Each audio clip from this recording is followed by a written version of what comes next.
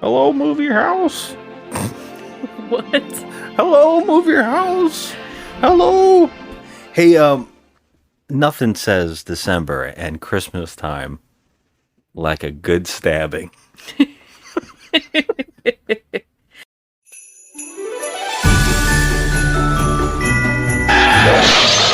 You are being very, very naughty.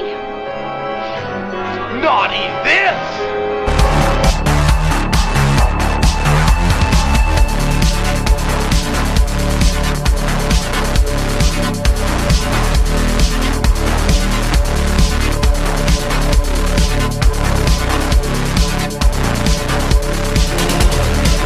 Carpet Day!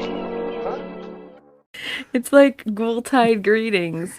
I'm stoked because I love murderous Christmas movies. Well, hey everybody, welcome to the show. I'm Scott, And I'm Joe. and we're just another movie night, and this is Talking Trash. Talking trash. Talking Trash indeed, December style. La la la la la la la. That's my contribution I to love Christmas. Fuck it. We are doing December movies. We're doing movies around the holiday that we celebrate. Look, we know this holiday. There's other holidays that other people celebrate, but we celebrate Christmas, and we think it's fun to watch crazy bad movies during Christmas time. Oh my god, Christmas trash is the best kind of trash. It's so good. But we're spitballing here because what we do on Talking Trash is we watch movies that we have never seen before. We try to share with you the movies that we've never seen while asking the question that we always ask on the show. Is this a bad movie? And if not, what is the worst movie ever made? And today we are discussing a movie by Shudder Entertainment, which we didn't know about. If this is on the app, I'm It's gonna not. like... It's not. Okay. But by the time this comes out, it might be. Yeah, it might be on the app. We are talking about the insanely not advertised at all movie called It's a Wonderful Knife. It's just the title right there just is amazing. Of course, that intrigued us.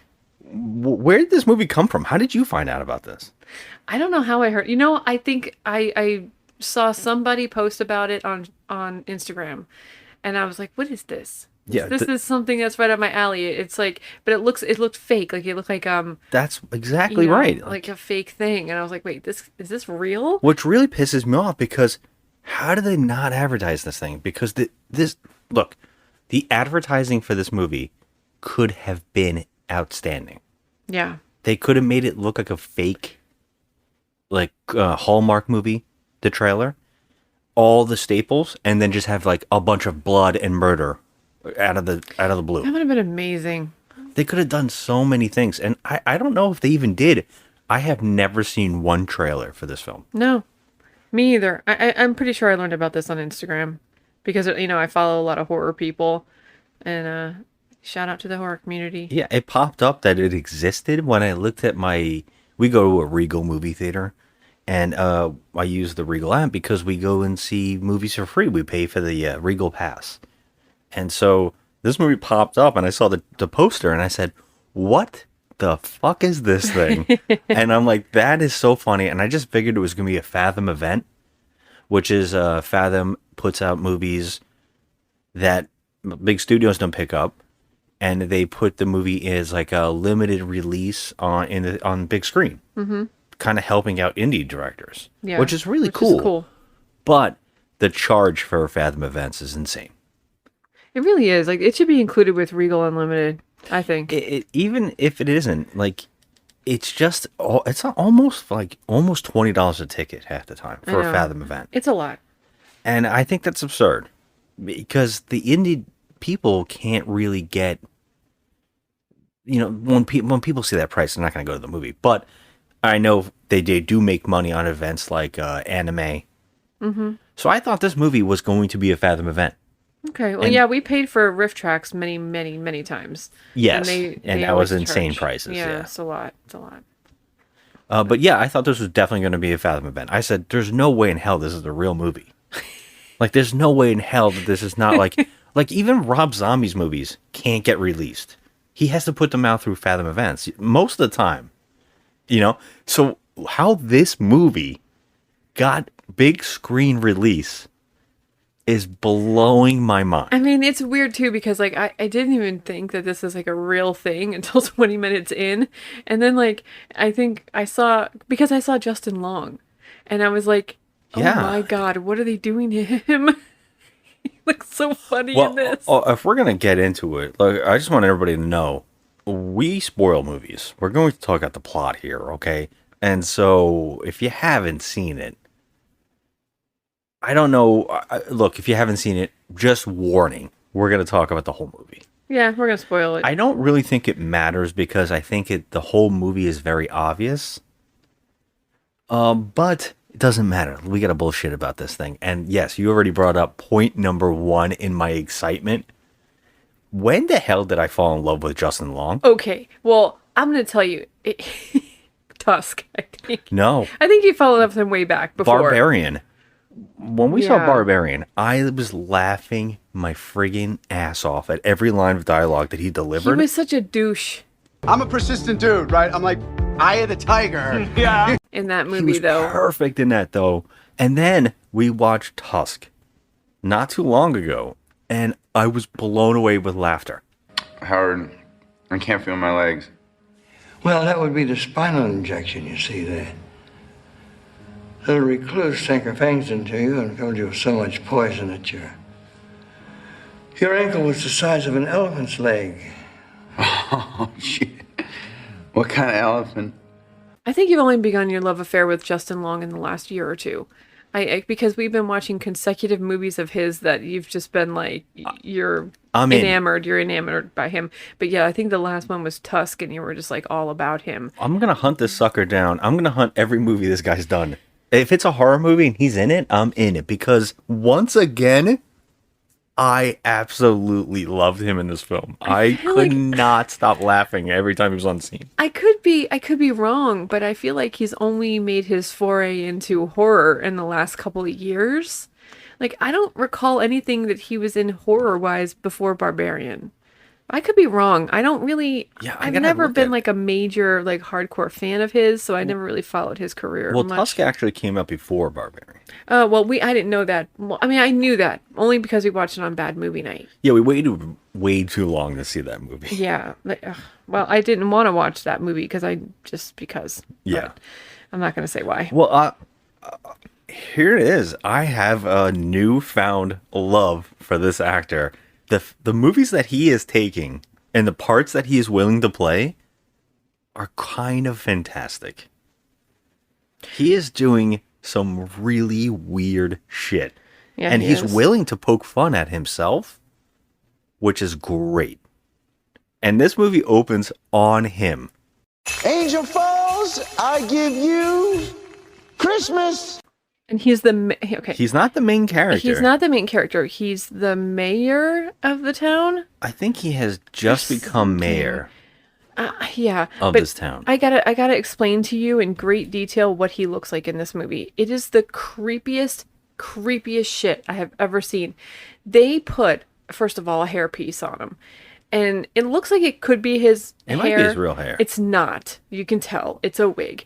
But then they put these blue as ice, like dagger eyeballs on him. Where like they're so blue. It just doesn't, it's creepy. It's so creepy. But that's not even the worst thing. The eyes are not the worst thing. The worst is his goddamn teeth. Okay, they put these ridiculous oversized dentures in his mouth where like his teeth are just so, there's just so many teeth, and he's got this spray tan and he just looks like the world's biggest like corporate douche. And he even wears turtlenecks. It just can't get I was going to worse. say, if It they didn't cannot- already nail that this guy's a douchebag, they got him in a turtleneck. They put him in the worst fashion accessory of all time. The worst fashion decision ever made by another human being. The turtleneck. And the it's sign just, of evil. it is the sign of freaking Satan. Like, I can't. He looked so creepy in this. I just couldn't take my eyes off him, but I also just, I almost wanted to look away because it was that creepy. You're not even talking about his voice.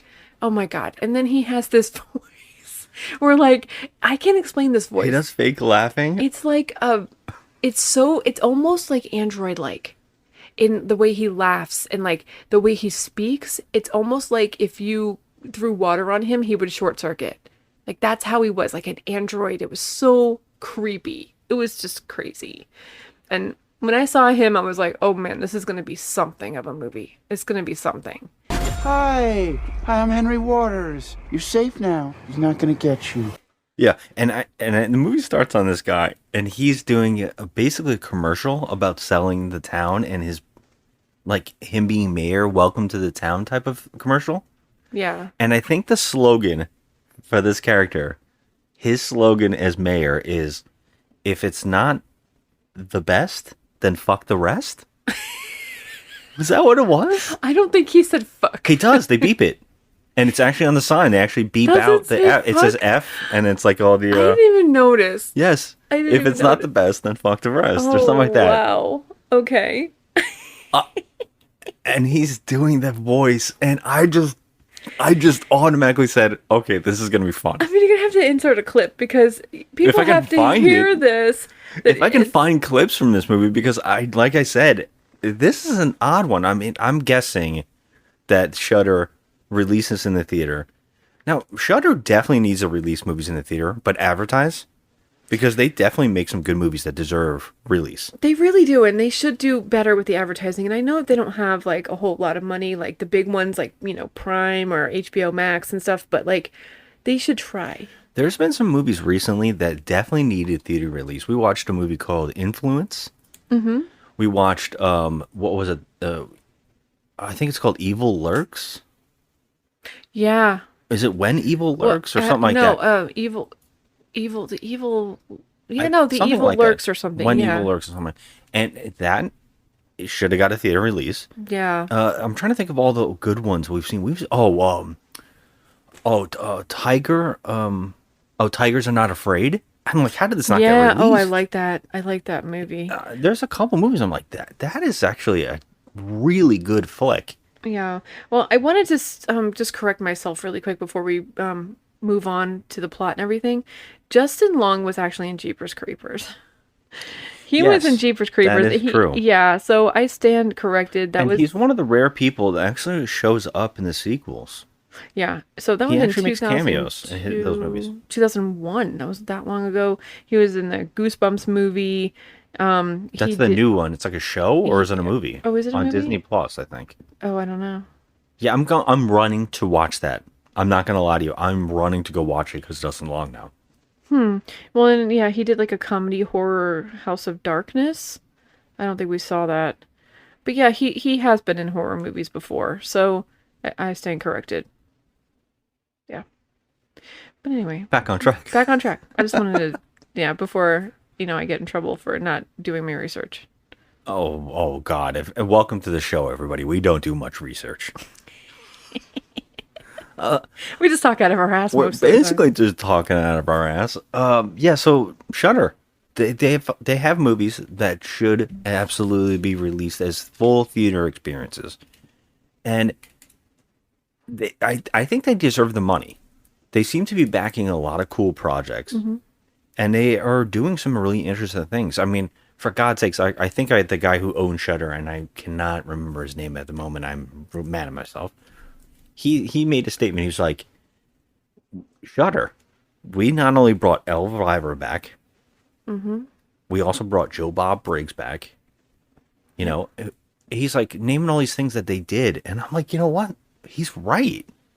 That's an awesome thing. It really is cool. So, yes, I don't want to see them fail. I want to see them make money. They should be like Blumhouse.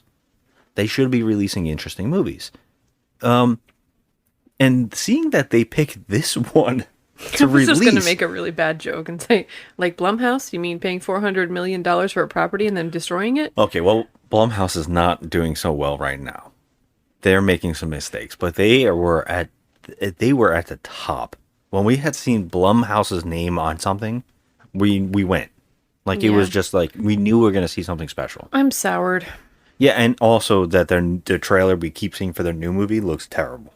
Yeah. What is Marco Polo? What's it called again? It should be actually. It's just like the night swim.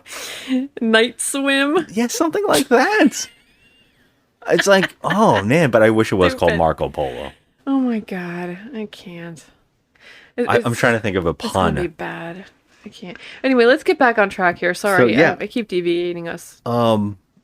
Yeah, here we are. So basically, this is the movie they released, and what's really crazy is they didn't even release it in December. I know, how weird. They didn't. They dropped it in November. Yeah, well, I mean, I guess everyone's getting an early start on everything. I mean, these goobers on Facebook are putting up their freaking Christmas trees, and it's not even December yet. As of this recording, it is not December yet. Well, now we faked it. We were trying to. I was trying to fake it, but now, yeah, we're in November. Did I totally just drop the It's bomb? too late already. So yeah, here Just we are. edit me out. Yeah, one other person in the theater. You know, Yeah, I thought we were going to be alone. We actually had a person. I was glad we saw this in the theater. By the way, like you were saying, is this on? We both laughed when we saw Shudder come up. I was We like, said, am I- "Holy shit! Is this on the app am I, right now? like, Could we really- have seen this?" I know. I was like, can I be sitting on my couch eating my bowl of chili right now? But I'm kind of glad I saw it in the theater because there's something about a big screen that just makes me have a lot I more know. fun. I really like the big screen. And also, it stops you from not putting focus. You know, it's so easy to look around. True, but it does not stop me from eating a whole bag of popcorn like a big badass like But I you're am. focused on the screen at least and paying attention to the Yeah. movie is what I'm saying. I know, but I feel like I have to get popcorn every time, and that's the problem. My ass is getting too big. Oh, stop. So, yeah, we're in the movie, and Justin Long is the mayor, and we're seeing this funny-ass commercial, and I am instantly in. I'm instantly involved. I'm like, this is how you're going to start your movie, with Justin Long doing a character, and the most insane character ever. I'm already in. I looked at you and your whole face lit up. I was like, yep. I just started laughing. I could not stop laughing. Yeah, I was giggling instantly. And so I was kind of like, I was excited. I'm like, oh, are we in for something really special? Like, I don't really know what this is going to be. I have no sense. And that's why I kind of picked it for our first movie of the month. Because I just figured this is probably going to be an oddity that we have to talk about. Definitely going to be something. I mean, I always like the weird ones, and in like a horror movie for Christmas, you can't get more intriguing and fun than that. Yeah, Especially in my book. I mean, I freaking love Halloween and I hate Christmas. It's like, I actually like Christmas. I like the whole idea of it. I like the lights. I like the family stuff. I like all that weird stuff. I also love watching Muppets Christmas every year and Emmett Otter. Emmett Otter and there are certain things you just gotta. I can't get enough of, like Christmas Story and a Christmas Vacation, and I'm always gonna watch these movies. So I get into it, and I really like when I find bad movie oddities. So yeah, I was like, when I saw this, I was like, this is called It's called It's a Wonderful It's a Wonderful Knife. Knife. I'm like, the pun alone. I'm like, what is this? And I don't know why my mind didn't really believe that this movie would literally be a copy and paste of It's a Wonderful Life. Yeah. I I mean, knew that it's was in gonna- the freaking movie title. Yeah, but I didn't. I just thought it was gonna be a clever, funny pun. I didn't expect them to do the plot from the movie. It was funny. That's the best thing about it, is it totally, like, it's like, okay, how wacky can you possibly take this movie? Like, how wacky can it get? That might be its downfall. Too. All the wacky. Yeah, it can't make up its mind. That's the big problem with this film. We'll get into it as we go along, but yeah, we are introduced to our characters right off the bat from the moment after Justin Long sets up the town as the mayor. And I couldn't even tell you the name of the town, but What is it? Not Waterfalls. that's his last name. His name is like Henry Waters. Oh my god. Yeah, his name is Waters. Okay, I don't know what I was talking about, but Waterfalls for a town? Sounds nice. Sounds real scenic. I like it. So we're introduced to the main family, who is our lead character, who's an actress, actually was on Yellow Jackets. We knew this actress, but I couldn't tell. I was like, I know this character I know her from something. I still can't pinpoint her. Yeah, her name is Jane Widop, Yep. and her character's name is Winnie. Yeah, she's so cute. Winnie Carruthers. The Carruthers family. It's cute. She's cute. I like her. The way that we're introduced to it is they're having a big Christmas tree lighting. And we see Joe McHale, who is the father of Winnie, Mr. Carruthers, the mother. And Joe, by the way, Joe McHale, I don't know if anybody knows. I mean, I know him from The Soup and Community. But yeah, he's... Which I think most people probably recognize him from Community. Yeah. But we grew up, we loved him on The Soup. He was funnier then. I don't know if a lot of people remember that He's awesome on show on Stargirl. E! Entertainment Network. Yeah. Yeah. He was on Stargirl, yeah. Yeah, I mean, I can He's- take him or leave him. I like him. He's a smarmy guy. He's always done that. He's able to do asshole really well. Yeah. He does it good. He used to be a football player, and he's a gigantic dude. Yeah, he's big. He's playing the father, and the mother. I think we also know her. I think she was in The Man in the High Castle. But yeah, the mother and the father, and then they have two kids, which is Winnie and her brother. I can't remember the brother's name at the moment. Yeah, his name is oh God, in the movie? Jimmy. Jimmy. Yeah, and they're so cute. They're such a cute family. It's like at first, like when they're walking through the town, you get the whole idea that this is going to be like a Hallmark movie. Because it's everything that a Hallmark movie has. Even the town is perfectly in the middle of mountains. Yes. And it's all white. It's all snow. Snowy. And they Everybody's got the little hats on. yeah, and they're little playing the scarves. Christmas music. Yep, and all the lights are around, and all the families walking by with their packages, and Yeah. they're, and it looks like a Hallmark movie, and they're just walking together as a family, and then Justin Long comes up behind them. Well, yeah, they left that Christmas lighting of the tree, and that they're basically like, oh, he's gonna come and get us. Yeah. Every Christmas this happens, and sure as shit, Justin Long pops up with his wife and his brother. His brother, oh my God, this guy. Can we talk about this guy? So first of all, there's no way they're brothers. Okay, the brother is literally 6'3" at least. Okay, and he is like, I can't even describe him. He's like handsome, but in a doofy way. But he thinks that interesting. It's like a doofy kind of handsome, but he's so in love with himself that he just gets ugly real fast. And he's just he's just a douche. But the fact that these two are supposed to be related, it doesn't make a bit of sense at all. I actually thought they said son. I was like, how old is Justin Long supposed to be in this movie? No. But then I'm like, oh, he's the brother. Yeah. Okay. And he's just hanging out, and he's doing FaceTime or something. No, he's doing it with he his was community. doing, the- OnlyFans. Yes. He's the one that the son Jimmy says, oh, he's on OnlyFans.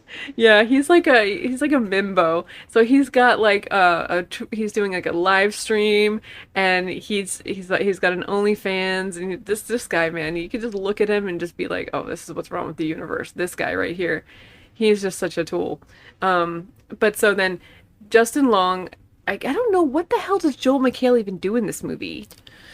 So What is his job? Is he like a banker or something? I think so. He helps run everything. I don't know if the mayor has what is that? The guy who runs all the money in town and all that? I mean, the Secretary of the Treasury? I don't know. Well, I don't know. fuck I don't know how knows? that works, but yeah, he works for him, and I guess Justin Long every Christmas stops him and gets him to do something on Christmas Eve, every Christmas Eve. And the family's never really with him on Christmas Eve until the last, they don't eat dinner together because he always goes and helps him. He's got some kind of hold over him, and he's his boss, and he also says that he's his best friend. And they don't seem like they get along at all. No. Yeah. In fact, when he like approached him and his family, he was kind of like, ugh. Yeah. Well, the family just seems to hate Justin Long, of Well, course. I mean, if you take one look at him, you'll hate him too. Yeah. I mean, he just looks like just the worst. The worst. And, never judge a book by its cover. Not saying that. I'm just saying they went out of their way, the filmmakers, to make him look ridiculous. Yeah, I mean, he and- looks ridiculous. It works really well. You already know it's a scumbag, you know? It just looks bad. Well, the reason that Justin Long has went and got Joel McHale, the reason he got him was because they got to go to, I guess, the man who used to run the town, or the man that used to be like the big benefactor. He's the rich person in town. And instead of like It's a Wonderful Life, where the big rich guy is the guy who's like abusing everybody in town and doing all this stuff, it's the opposite here. This guy is basically forcing him to sign over a part of the town to Justin Long. Yep. Right? He's trying to say like it's time to move on, and that actor's actually played, which I cannot believe that this actor, he's always looked this old. It's so odd to me. He was in X-Files, this guy. Yeah, it was the Cancer Man, or the chain smoking man. Man. He has a lot of names. Everybody calls him different things on that show. But yeah, that guy has looked like this guy through X-Files, which is how long ago? Yeah, it's been a long time. But yeah, he was in this as the rich old man that they're trying to get to sign over part of the town or some horse shit like that. And Joel McHale's supposed to be the good guy that's gonna sweet talk him into it, because you got like good cop, bad cop. So Justin Long is the asshole and Joel McHale is the good one, and he's supposed to talk him into signing the documents, and the old man just won't sign, and he's firm on not signing. So that's the start of the movie. We meet his granddaughter. It seems that he's got like one granddaughter. That's all we see. Yeah, that's odd. He doesn't seem to have any other family but a granddaughter. Yeah, and so she makes an appearance briefly, and then she goes out to a party. We learn later that she is best friends with Joel McHale's daughter, who is our lead character. Her name is Winnie. And so they're going out to a party together. And this is where we get our first glimpse of the angel? No. At the party is where he's... No, unfortunately, that actor who played in X-Files, which I have to point out, he's 85 years old. Oh, that's right. Okay, yeah. Because he refused to sign over the deed. So we kind of know where we're going already, because there's a huge pounding at the door, and he's basically saying, I told you no, and there's more pounding, and he goes, all right. He goes over to the door, and there's a snowman at the door. Yeah, and the snowman does not come to life, which I was hoping for. But instead... it's not Jack Frost. That would have been awesome. I didn't know what this was going to be. But a person all in white jumps through the snowman and slashes his throat. Yeah, I was sad. I was like, oh, he's so old. Yeah, and that actually kind of was a good shock. It was a good shock. I didn't expect that to happen so quickly. Yeah, to describe the killer, it's virtually like all in white, almost like a nun, but all white. But the face is also a white mask. Yeah, but it's that mask that it just looks like... it just looks like a blank face. Like a blank... Not even like... There's no eyes. No, nothing. It's just a white face. Yeah, it's creepy. And so it's all in white, and for here on, it's called the Angel. The Angel, yeah. Yeah, so they say that later on in the movie, and that's what we're just going to call it from now on. But So yeah, the Angel kills this man. And then all the kids have gone to a party. And we're kind of getting all the ideas of what's going on. Our lead character is a photographer. She wants to go to school. She has a boyfriend. She has like her best friend, like you said, her boyfriend, and her brother Jimmy. He's gay. He has a boyfriend or that he likes. They're setting everybody up for like having these relationships. And there's also a character named Bernie, who they call Weirdo. Right? Was it Weirdo? Yeah, I think. Yeah. You know what? I would accept that as a compliment. Yeah, they just treat her make fun terrible. of her. They She pick on basically her. is sitting at this party, which is at the school, I think. No, is it? Yeah, I think it's at the school. Oh yeah, it's like in the gym or school, something. Yeah, some kind of like a social. Yeah, at some the kind gym. of school social. Yeah, that's right. They're at the school And- because she wouldn't have been at some random Well, she person's is. party, but She is in every other moment. Like they're having this party at this gym, and this girl's just sitting there alone, minding her own business. And our main character kind of smiles at her and waves, and she seems very happy that someone recognizes her and waves back. But then her friends are all like, "Why are you waving at that freak? You know, that weirdo?" They're like, "Mind your own business. Why the hell are you even here?" And that girl goes back, and our lead character doesn't really stand up for her or do anything. She just kind of lets it happen. you know, here's the thing. In these movies, there's always this cliche, and I can't stand it. It's like, if you are a certain way as a human being, and you're kind, and you're nice to people, just, you know, that's just how you are. It's your nature to be nice to people. Why would you hang out with dicks? Like, I'm sorry. Like, if I saw a girl sitting by herself at a party or whatever, I would wave too. I'd be like, hey, you know, what's up? I would not be hanging out with people who would actually say the words, what are you talking to that weirdo for? I'd be like, fuck you. Yeah. Why am I talking to you? Like, get out of my life. I don't hang out with people like that. But it seems like in these movies, the lead character always has some dickhead of a friend. You know, that's just the dick. And Yeah. it's always mean. It's always that bunch of characters, and they always seem like they never hang out, like in real life. Yeah, like they just none don't of seem these like they people get would along. be friends. None of these people would ever be friends. Especially since even her best friend doesn't do anything about it. They all kind of just are No. okay with it, and just like hurting that girl's feelings for some reason. Yeah, like what do you have to gain out of this? You're just being mean to her for no reason. She's like not done anything to anyone. Yeah.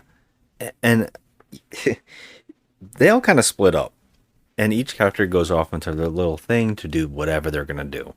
Especially our main character's boyfriend and another one of their friends, they just get up and go. And then I didn't even know that this was her boyfriend until he said, "Oh, babe, do you want something to drink too?" Yeah, I love that, And babe. babe. And it was like off screen. I was like, "Oh, that's the boyfriend? Obviously he's going to hook up with that other girl." Of Because she course. says, "I'm going to go get a drink." And he goes, "I'll come with you." Yeah, first of all, if that happens, and like, you know, first of all, I don't really hold on to a lot of girlfriends. I feel more comfortable with guys anyway. But if one of my girlfriends said to you, want to go get some drinks, Scotty? I'd be like, no. Well, that's not how it happened. No, not exactly, but still, I'm like, no. You can sit your ass down. He can go, or I'll go with him. You do not need to accompany him anywhere at any time. That's it. What a trip. But yeah, Freaking babe. women that's- are terrible. That's how I knew that. I was like, oh, they're together. That doesn't seem like they're together at all. These characters seem weird. In fact, I thought that she was with her best friend romantically until they okay. showed that they weren't. Yeah. Because I thought they kissed that the first time they saw each other. No, they didn't. They didn't. I think maybe they hugged. I don't think they kissed. No. Okay. They So I weren't was together. confused by that. You know what they did? They did some silly, handshake. Some silly, like... Oh, did they? I Yeah, really it thought was they like kissed. a long handshake. One of those, like, you know, Okay. you're my bestie Well, handshakes. unfortunately for the bestie, she goes out into the on a dock, which is weird. Yeah. I don't know where that dock is going, but it's some kind of like wooden walkway, and she is with her boyfriend, and they start kissing. And the best, well, this is where I basically said, okay, this movie it is going to be insane, right? Yeah. It does this a lot where it jumps tonally back and forth between like kind of serious to kind of wacky. I mean, you definitely hit the nail on the head because there's a lot of endearing moments in this movie where there we're- shouldn't be. We're gonna get into that. Like that's what I wanted to bring this up for because Justin Long is in another movie, and then our lead character seems like she's in another movie. Mm-hmm. So the moments where these characters come together, it just gets fucking wacky It's beyond pandemonium. belief. It is just baffling. So to make you remember you're in a wacky film, because right now there's never really a moment where you're like, because you feel like you're in a Hallmark movie. Oh my God, You for kind sure. of feel like you're in a Hallmark movie a Yeah. little bit, and also a regular slasher. You Yeah. kind of feel like you're in that slasher movie, but it's taking itself a little serious. Yes. Until she stops kissing her boyfriend and to say, What did you eat yeah, today? what did you eat? And you can see that she's clearly got a mouthful of blood. And so they show his mouth, and he has a pointed candy cane sticking out of his mouth.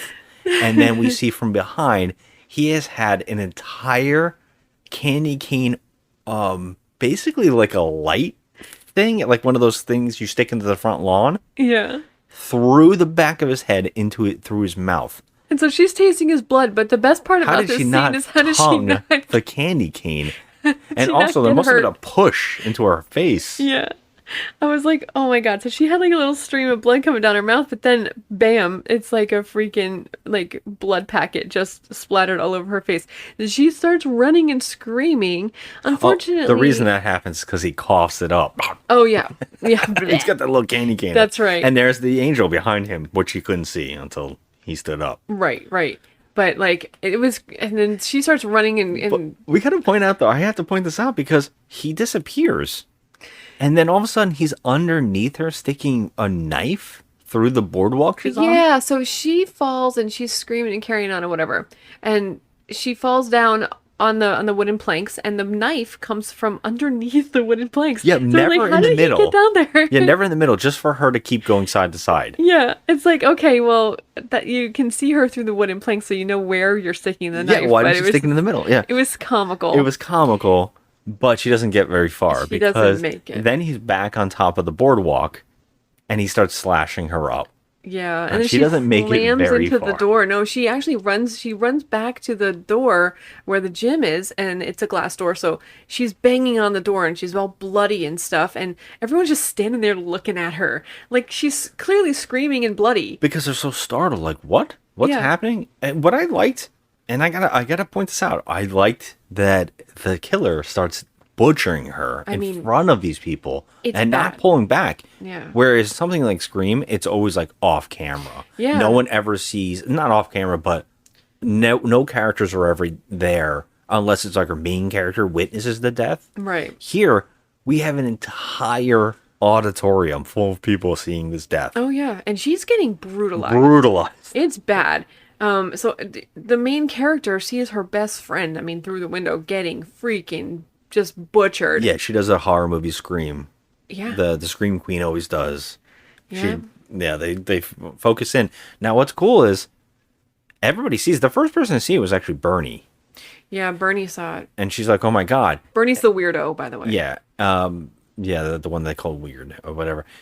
The main character, she runs out, putting herself in jeopardy. Runs out. She's the only one that To goes check to save on the her, friend. that's her best friend. Yeah.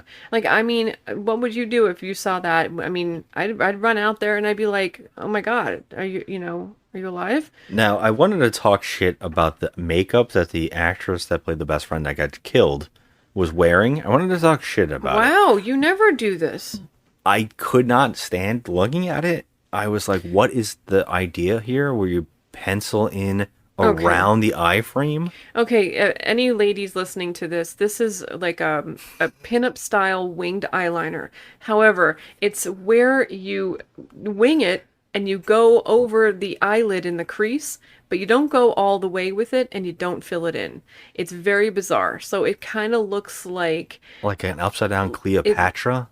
it's Very odd. yeah, it's not filled in. It's a very just weird choice of eyeliner if you're not going to be wearing any shadow to accompany it. It was very distracting, but the reason I really brought it up was because I wanted to talk shit about it. But I'm going to take it back because I'm going to give this actress credit for lying dead on the floor with her eyes crossed. Yeah. And I was like, she's holding crossed eyes Yeah. in death. And I went, you know what? Props. Yeah, I'm going I to give you a mean- nice golf clap. Yeah, for real. Her scene was rough. I feel bad for that actress. Yeah, it felt real. But now because our main character is outside, that's when the angel starts attacking her. Yeah, and so she's running for her life, and he actually, like, doesn't he, like, tackle her at one point? He almost stabs her to death, but her brother comes and runs and tackles him off of her. Yep, and then the two of them run away together. However, Don't get far. they don't get far. Because the killer comes and tackles the brother again, actually slams the brother against a tree, and he is about to kill the brother. And in the most badass way possible, our lead character takes an entire 2 jumper cables running on a motor system and sticks them on his head and Yeah, zap zap. He's done so. fries the killer. Yeah. And she takes off the mask, and it is Justin Long. Which I was shocked because I was like, you know what? This guy's tall. But then you said he wasn't tall. No, I So was never like, looked tall at all to me because you kept saying, "Oh, it's Joe McHale." I was like, maybe maybe her father is not the good guy that we thought he was. You know, maybe he is the killer. So I just said you know, I that's always strange, think in those especially terms. since he's going to kill his son. I know yeah. I mean, you know, I was like, that doesn't make. Why would he do this? well, because people snap and go crazy. I It's a guess. slasher. But were you expecting the fact that the killer was already killed? No. Yeah, and what I like is right after that, the title card comes up. Yeah. Because I was like, wait, it's- this movie's already over. Oh yeah, it just started, and I'm like, oh, we got a whole montage. We even got kills already and everything. Yeah. And Justin Long's dead, and I almost cried because I said, You want him to no, be out of the please movie." don't kill Justin Long from this movie. If I don't have more of this character in this crazy character, I'll be so mad. But we skip a year ahead. Mm-hmm. And now again, I was like, "Oh, Justin Long's really gone. What is this movie going to be now?" I honestly had no clue. And so now we see her life and how it's been a year. It's the next Christmas, and everybody's not acknowledging that this had happened. Yeah, nobody wants to talk about it in town. In fact, the first thing we get back is that we see now that Joe McHale is the mayor, and him and his son are running the town. No, he's not the mayor. He's still making those fucking commercials with his son. Remember in the matching jackets? Yeah, no, that's what Justin Long did in the opening. It's now Joe McHale's doing I it. thought he was a realtor. Yeah, Carruthers Realty. They're realtors? Yeah, they're realtors. Yep, they are. Joel McHale is a realtor. That's why he was there, because I guess they wanted that old man's property. So he was at that old man's house to try and get him to sign the papers. And he wouldn't sign. So they're realtors. Yep, 100%. Okay. And they were in So they're matching not the jackets. mayor? No, He's not trying to be the mayor? no. No, Justin Long is the mayor.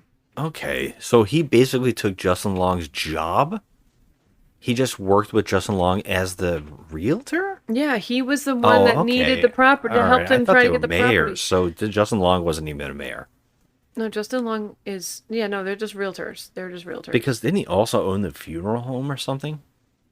I don't know about that. Because the next scene, they show this whole montage of Joe McHale and his son running the new business that what's his face had, Justin Long, and they have a terrible commercial. It's terrible. And after the commercial runs, we see the daughter is watching, and she's like, "I can't believe that was the only take we had. That was the best take we Yeah, had." she's actually having a really bad time, coming to grips with her friend dying brutally. She's got rings around her eyes now. She doesn't look like she sleeps. She's very upset that it's Christmas.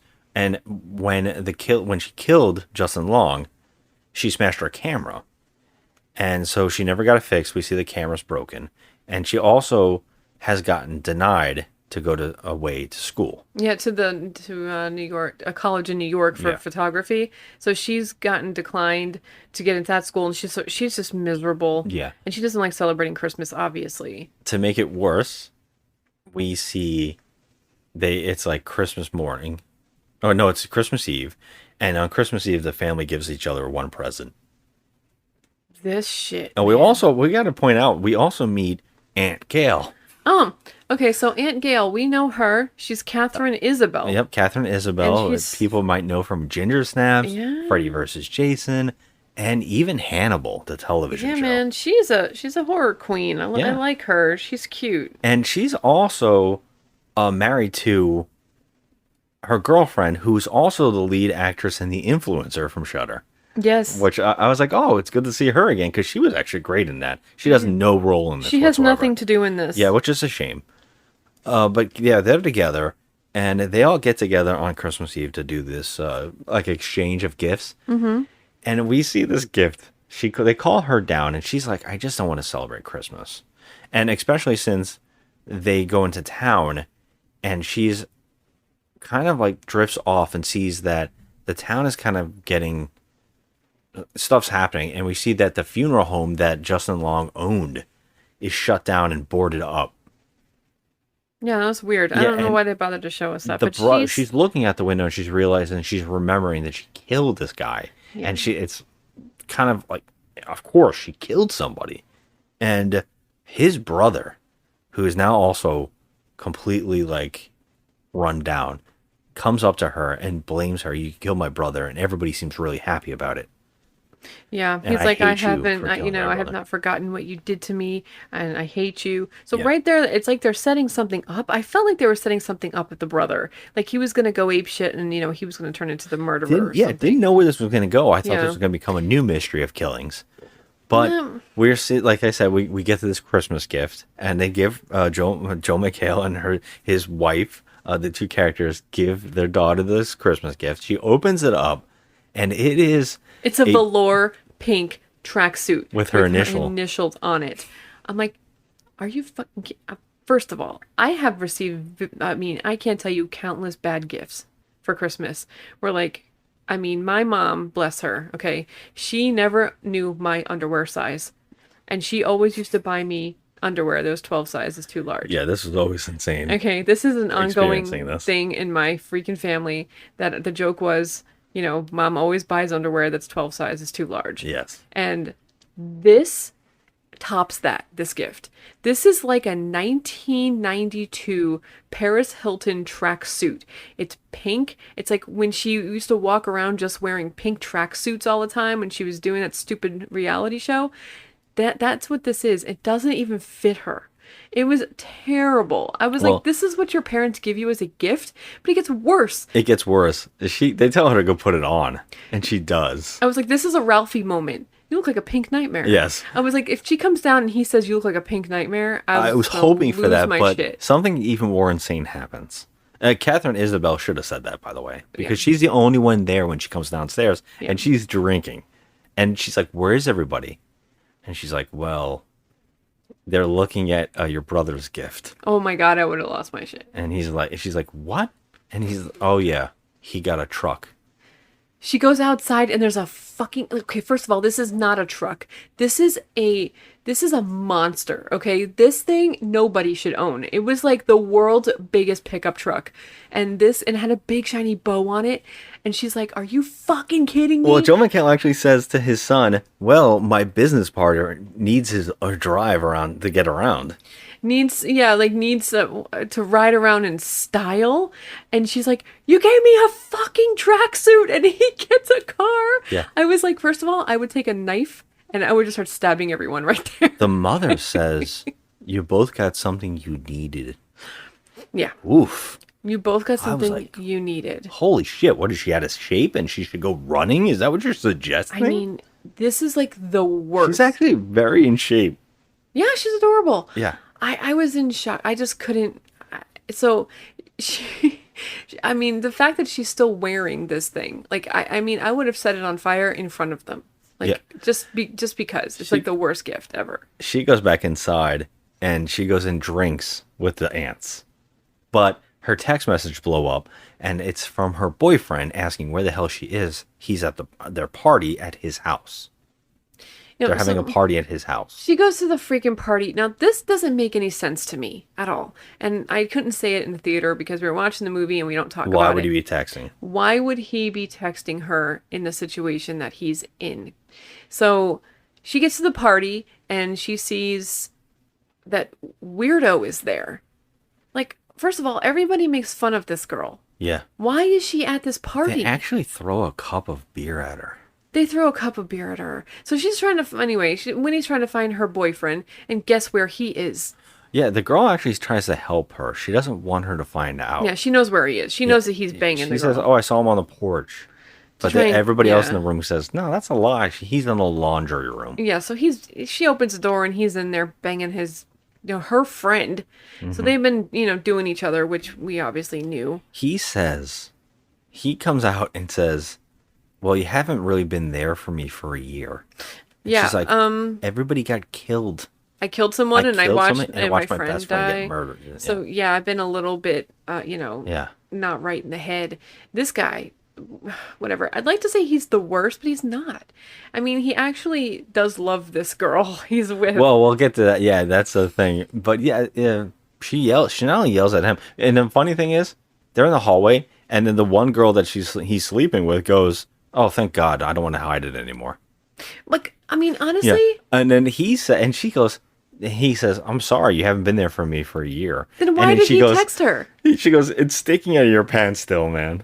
Like, you asshole, it's still sticking out. That's what's so baffling. It's like you're about to like get laid, and at what point did you send this text message? Why would you give a fuck if your girlfriend's there? You're about to get laid. Like, when are you sending this text message? I don't get it. Why would he send it? Why would he send it? Why does he care if she's there? It's almost like it was purpose. I don't really know. It is odd, but she takes it out on the weirdo girl, Bernie. Yeah. She yells at him and she says, you knew and you tried to cover it up. And she goes, no, I was trying to make sure you didn't get hurt. And she's like, you're just as weird as you are just as weird as everybody says you are. And she storms out. That was mean, but I know she was hurt. She was hurt. We got to talk about these two characters that keep showing in this movie from here on. There's two stoners. There's two people throwing gummies in each other's mouth, Okay. right? There's no she rhyme goes, or "Who is reason." this old man?" And she's like, "Oh, that's his neighbor Pete." He just comes by whenever there's a party. And he's cool because he brought gummies. And him and one of the other kids from school, who's the stoner kid, because in every party, in every movie, there's always that one stoner in kid every that horror apparently movie, everybody hangs out with. There's a round table of cliches in horror movies. Yeah, not even horror movies, just any high school movie in general. Yeah, but I mean, You have mostly to have in this horror character. movies, like in Freddy vs. Jason, and I mean, in all these movies, there is the round table of cliches, and these two are those characters. Well, I would say he's not. He is an oddity. There's an older next door neighbor hanging out with the kids. Yeah, well, he brought gummies. that was different. And I was like, okay, that's unusual and funny. Yeah. But yeah, the stoner hanging out with the jocks is always weird to me. But then again, this is that new wave where everybody gets along. The dorks are. That's why it made me a little weirded out that they called this one kid because she was artistic and like, quiet. That she's like a freak. That I was like, that's strange because the main character is also an artist. Yeah, you And know, it seems it odd. is weird. And, you know, I'm sorry. We went to high school a long time ago, but even back then, there was always your group. Like, you can always find your group. Like, the metalheads, you know, the stoners, the Well, that's when princesses. we went to school. Everybody's Like, there's separated. always, like, a group that you can be, you know, involved with. You can always find your place. And this girl just seems like, okay, what, she has no friends? I think it's even more crazy now because I love in that movie the remake of 21 Jump Street when they go back to school and now he fits in and he's like the jocks are actually the ones kind of like not liked.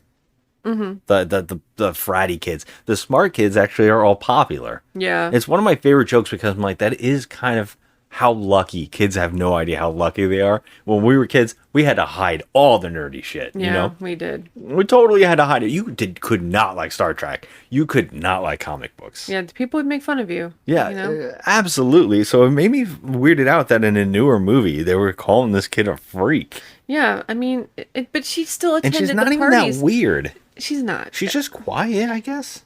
I don't know. And she looks a little different. I mean, guess. it was hard for me to look at her because she reminded me of a coworker that I used to work with that was a freaking demon. So she was kind of endearing. And when early in the movie when she waved at her and she smiled and waved back and she Yeah. was like, I felt okay. she's She's a sweetie. Yeah, Like, I and then she didn't actually dislike tried to her. stick up for her and help her. Yeah. I felt like, oh, okay. I feel like I get this character a little bit, but that makes her run out of the party, and she's just pissed. And she tells her parents that nothing is right, that it's Christmas, and everybody has acted like nothing happened. I killed a man. My best friend was murdered. Nobody seems to care or remember. Also, that her grandfather was killed. That her best friend's grandfather was killed. And your boss and best friend, I murdered him, and nobody even cares. No. Excuse me. Nobody even cares. Joel And so it's McHale's like, answer was, well, you know, life has to go on. yeah, move on. Move on. And she's like, move on. Move on. So that leads her to now, and this is right here. I saw her walking away alone at night to a pier. And I said, holy shit, are they really going to actually do the plot from It's a Wonderful Life? Yeah, I knew right then and there. Is she going to Yeah. basically go to kill herself? And is she going to experience her life with... I was like, holy shit, they're really doing this. Yeah, well, I the didn't think Northern they would do Lights, this. the Northern Lights were there, and she said, nobody cares about me. It would be better if I had never been born. And that's exactly what happens. This seems to be like a spark or whatever, and she turns around. Yep. And And basically everything's a little different. She runs into a guy who has been stabbed. yeah, he's stabbed, so he's like, eh. Yeah. And then you see the white angel, and he's like killing this guy. dude, yeah. And so she's running like hell, and she's trying to open a cop car door, which is just there. There's no one in it. And she throws a brick to try and get in. So she calls on the radio, help me, help me. And one of the cops walks up to the car and says, hey, what are you doing? And it just so happens to be Justin Long's brother. Yeah. He's the freaking sheriff now. And she says, the killer. I just saw a man get killed. And he goes, was it the White Angel? And she says, yeah. And he goes, oh, okay. Everybody, we send some people over here. We have another killing. I mean, just like so nonchalant, like this is something that happens every day. And we In learn fact, it does. It does happen. This white angel is literally killing everyone. Yeah, he goes, it happens weekly. Yeah, weekly. It's so nonchalant. We got to talk about the best joke in the background here. He tells, the ambulances come and all the cops are there. And he goes, well, can you get more caution tape over here? I think we should be cautious. We laughed so hard at there. I was like, okay. But this character's still a Mimbo in the alternate universe too. Yeah, she's asking him, when the hell did you become a cop? Where's the sheriff? And he's like, what are you talking about? The sheriff was murdered a year ago. He's like, I'm the sheriff now. Yeah, I'm the sheriff since the sheriff was murdered a year ago. And she goes, wait a minute. The sheriff was murdered a year ago? And he goes, yeah, when the White Angel first appeared and killed these people. And she's like, how many people? He goes, this happens sometimes once a week. And she goes, how many people are killed now? And he goes, maybe 27. 27 people have been murdered. I was And like, she's you're kidding. Holy shit, I know who the killer is. And he goes, you do? And that's when Justin Long shows up. Yeah. So An older Justin Long. still wearing that fucking turtleneck though, and he is now the mayor. Yeah, he's the mayor. And nobody knows who she is. So Justin Long's brother has no clue who she is, even though he does know her. And Justin Long has no idea who she is. So it happened. Yeah, so she's been erased. And so she's trying to tell him, I saw the killer. I saw the killer. And When he walks up, yeah. yeah, she gets all like scared. Oh my God. Yeah. I mean, she just killed him a year ago. Yeah, and then she's also like, he's like, oh, you know who the killer is, huh? Who is it? And then she's like, oh, shit. No, I'm wrong. I thought I knew, but I couldn't see his face. And she's like, how lucky for you. It's so Justin Long's everything is like, great. Justin Long is so creepy. He's so funny in this. He just looks, oh my God. You know what he kind of looked like? I mean, he looked a little bit like Fred Armisen in this movie, a little bit. Like when Fred Armisen is like in makeup for SNL. Yeah, you know? it's like a whole character. It was like a whole thing. It's so good. It was, but he just looked so creepy to the 11th degree. Yeah, she goes away. Basically, she runs away. And this one, she starts trying to find everybody for her life because she's trying to figure out what's happening. Yeah, so she goes home. Yeah. They don't recognize her. Her mother's a drunk. Her mother's an alcoholic. Her mother is, yeah, and her aunt is there. And her brother, she finds out her brother was killed on that night. yes, by the murderer. Mm-hmm. And so Joel McHale, nobody has any idea who she is. So she's just bursting into this house and she's like, Dad, and he's like, I don't know who the hell you are, get out of here. Mm-hmm. And so she storms in her brother's room and looks around and he's not there, and so she's just lost. She has no idea what to do. And so the only thing she can do is that she goes to Bernie's house. Because No. doesn't she go to She Bernie's goes house? to the party. She goes back to the party. That's right, the party. She sees that the town is different. There is because his name was Henry Waters. Yes. They see there's a giant tower Waters Tower. Oh my god! Just so, like Back to the Future. Yes, it's too. like that moment where Marty sees Biff Towers. Yes, yeah. And then like the rock music's playing. It's that moment. It's hysterical. That's right. So she goes in there, and it turns out that this house is not even just her like boyfriend's house anymore. It's a freaking crack house. It's virtually it's weird. Everybody's smoking crack in there. It's very hard to understand. Yeah, people are now doing crack. There's graffiti all over the walls. It looks like a crack den. Homeless people are asking people at the party to beat them up on the lawn. This is odd. It is so extreme. But Bernie is still at this party. Yeah, I don't get it.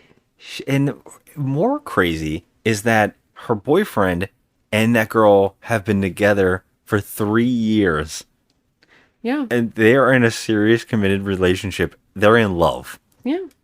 And she's kind of shocked by it. She's like, oh, this is disgusting. But at the same time, she finds out, no, they really are in love. Mm-hmm. She finds his room and she sees all the pictures on the walls of them and everything and how great their relationship really is. Yeah. And yeah, the stoner and the guy are now they have upgraded from gummies to crack. So But they're not the only ones. There's several people in there smoking crack. Yeah, I guess so. The people on the couch are all smoking crack. Yeah, and by the way, this party's happening when a murderer is out. Yeah. See, the funny thing about this is there's been 27 murders. Nobody is scared. She says that too. Nobody gives a shit that there is a murderer just, hitting people every week, like once a week. Like, what is wrong with you people? Yeah, she goes up to Bernie and she basically says, like, I'm invisible. I don't think people... And she goes, I think I'm dead or invisible. And she's like, well, I can see you. So you're not dead or invisible. And I think other people here. And then she's like, what's your name? And she says it and they're like, never heard of you. And then she's calling around the room. Do you know me? Do you know me? And she's saying all these people's names. Do you know me? No, I'd like to. Yeah, so it's confirmed that she definitely has been erased from the whole timeline. And she yells at all of them. She's like, you guys are partying when murders are happening every week? Yeah. And they're like, what's the point? Right. I mean, nobody in the town gives a shit anymore because it just happens so often. They're just like, whatever. And so one of the crackheads, the older guy that lives next door that's doing drugs with one of the kids, he goes outside and gets freaking slashed up. Yeah, because he says, who gives a shit? At this point, who cares there's a murder on the loose? Yeah, so he gets killed and then the other crackhead comes out of the house and sees his dead body and starts screaming. Well, yeah, but by that time, she has asked Bernie to help her. Yeah. Because she's like, we have to figure out who the killer is. You're the only one I can trust to help me. And she told her that, in her, a year ago in her timeline, she killed Justin Long. He was the murderer. Doesn't she tell her that? They go back to Bernie's house. Yeah. And that's where Bernie's like, yeah, you should come with me. If you think you need to know the killers, you should come with me. They go back to the house. And we find out a little bit about Bernie. Bernie is very depressed. She lives basically on her own because her father caught her mother cheating. Yeah, her mom's a hoe. And her mom has become, And excuse me, I'm sorry, a promiscuous lady. Yeah, I was just going to say, a woman of the night. Well, I mean, she's not taking money for her services. We don't really know, I guess. But she's got a lot of men suitors. Apparently. And the father left, so on Christmas, she's alone. And that's why she's going to these parties, because she's trying not to be alone on these nights. Yeah, I feel bad for Bernie. Yeah, and you find out that she's an artist. She actually makes clothes. She makes all of her own clothes. She wants to be a fashion designer. She wants to be a fashion person. And she also has a billboard where she is trying to figure out who the killer is. And she says, I live for this shit. Oh, it was like Criminal Minds type shit. Yeah, and she goes, well, Bernie, I actually know who the killer is. And she goes, you what? How? And she goes, okay, here's what's going on. I wish to never be born. And a year ago, on that day, I killed the killer. Yeah. And my best friend was killed. And I saved my brother and I killed the killer. And the killer turned out to be Henry Waters. And she's like, what? And she's like, yeah, but then I wish never be born a year later. And that's where I'm here now, where nobody remembers me. and it's what it really. I wasn't born. I didn't kill the killer, and my brother was killed, and he's been going on to kill more and more people. And Yeah, Bernie so- says, it kind of makes sense because Henry's killing people of the families that own businesses in town, and they're moving away or he's taking their businesses. Right. So he's just he's just a standard, business-driven psychopath. But Bernie says, wait a minute, though. You just appeared in town, and you have all this information, and I don't know. And she starts grabbing a knife because now she's worried. And she also for some reason, gets an alert that the guy was killed at the party. The next door neighbor was killed at the party. I don't know how, Yeah. but then she goes, and there was another murder tonight at the party. Pete, the next door neighbor, was killed. Yeah. And then she That goes, was like 5 "Wait, minutes ago." Really? And she goes, yeah. And you were not at the party. You went outside. And she goes, yeah, but I was with you. And she goes, no, you went away from me for a little while. So she Went starts outside. suspecting her, Yeah. and she's like grabbing scissors, and she's about to defend herself when the killer bursts through the freaking window behind her and starts slashing. So they run like hell, the two of them, to get out of there because which I guess he just followed them. Let's just assume. Yeah, I guess. But Or he was purposely there at the party to kill her because she said she knows who the killer is. yeah, maybe. And that's why he followed it. So don't they end up at her parents' house, right? Doesn't Well, she go home? They fight off the killer. And by the way, wait, I got to point this out. The main actress, she fucks up the killer constantly. Fucking kill. Like, it got to the point where I was like, damn, this killer, no wonder he killed her. She killed him so fast. Why can't anybody else? Because she's always fucking him up. Yeah, she does. And again here, but the problem is, and this is one of those cliches I can't stand, and I think a lot of movies have completely flipped it on its head. They never go back and kill the killer. They No. constantly just leave it's one of these things, and I hate it. It's a cliche. And it is odd. There was a point in this movie where I was screaming. I was actually very vocal in the theater, It was so saying, funny. "Jump on him, kill him, step on his, jump up and down on this person." I was like, you never do this, but you were I was making me mad. laugh so hard. You're like, jump on him. I was like, "Come Jump on, his step on his chest. face." Step on his gut. Yeah, hold his hand down, take his weapon. I don't care if he's knocked out. Why would you do Like, this? they just leave him knocked out. It's like, okay, first of all, take the fucking knife that's like right next to his hand and just start stabbing his ass. Like, stab him 1,000,000 times. They just always leave the killer at the bottom of the fucking stairs. Yeah. Always. And then when you look again, guess what? He's gone. I can't because stand that. It's like such a And cliche. and I it can't- really kind of bothered me in the movie because the movie so far at this point is interesting. It is. I actually was like, I was damn, having fun. this is actually a fun little movie. Yeah. But shit like this kept taking me back out. Yeah, I was like, I love the stuff like the candy cane in that guy's face, Yeah. the brutal murder in front of like a whole school full of people, Justin Long. Everything is making me really enjoy it. And Yeah. also this time travel thing is kind of fun and it's actually kind of interesting. It is. And also, just like the neighbor, the goofy neighbor being killed, all that kind of stuff. I'm Yeah. like, I'm in. Yep. I'm invested. This is weird, and I'm enjoying this way more than I thought. But shit, like leaving the killer on the floor, knocked out constantly. It happens 3 times in this film, and it really started getting on my nerves. yeah, it really And- did too. But they are able to escape, and she comes up with the only suggestion. Oh, the Bernie says, "I know exactly where to hide." And that's The at Bernie? Were you trying to say the weirdo, but you said Bernie? Oh, I don't know. Did I? That's funny. I don't know. I don't even. I keep forgetting that she was called Weirdo. I want to call her Yeah. Bernie because that name is so weird. Yeah, maybe her name's Bernice. Yeah, I guess so. They call her Bernie, and we gotta point this out. These two actresses have intense sexual chemistry. They do. This next scene, Bernie brings her to the movie theater. Mm-hmm. Apparently, I don't know. I think she works there. Yeah, she has the keys. She has the keys, and she says, I come here all the time. It's my favorite thing to do is watch these new movies. And she loves watching old movies. And by the way, you got to point out, they're playing, it's not It's a Wonderful Life. They're playing, Isn't it? it's not Miracle on... No, is it?